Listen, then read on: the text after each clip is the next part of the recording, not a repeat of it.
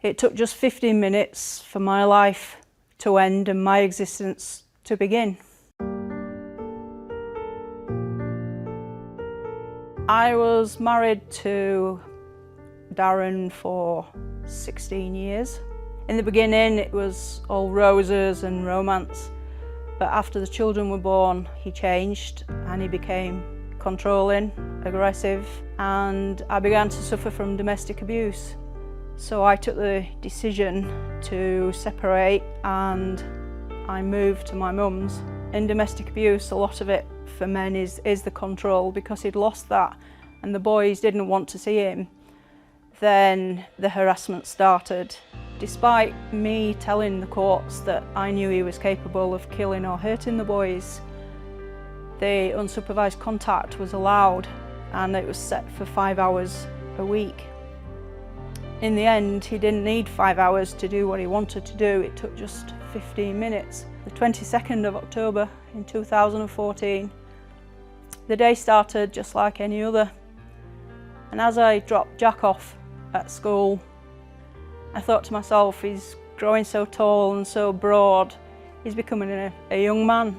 I then went and dropped Paul off at school and he'd shout over his shoulder, "To infinity and beyond." And those were the last words that we were ever to speak. I was just about to have my tea and there was a knock on the door, and as I opened the door there was a local policeman on the doorstep, and I saw by his face that something was wrong, and there was a police car with the lights flashing, and I said, "What's he done?"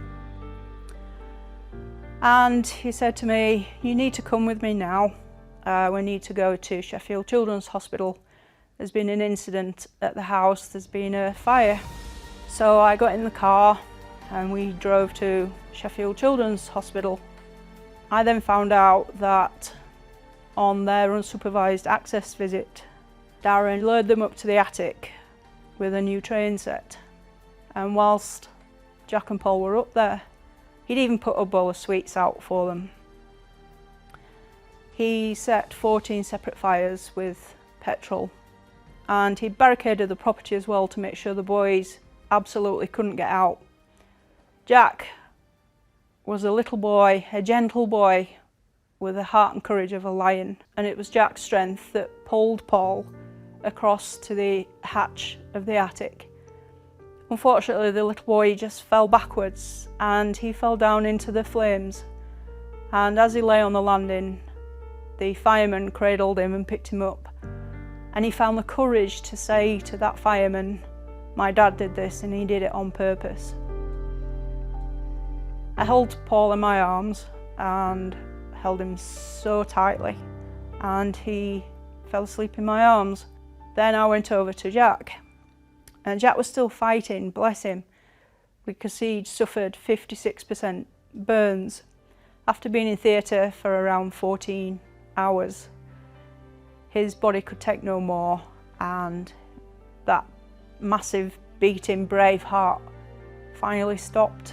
Again, I had to hold him in my arms as he fell asleep. So I've got the Child First campaign, and I'm fighting to change the domestic abuse laws so that the courts don't issue contact at any cost. I hope the legacy for the boys is that these laws go through and give children a voice, and give children a chance in life. At the moment, I go to where they sleep and I touch their stone gently and I whisper, "I'm trying." But one day, I want to be able to go to where they sleep and touch their stone and say to them, "You know what, boys? I've done it, and I've done it for you."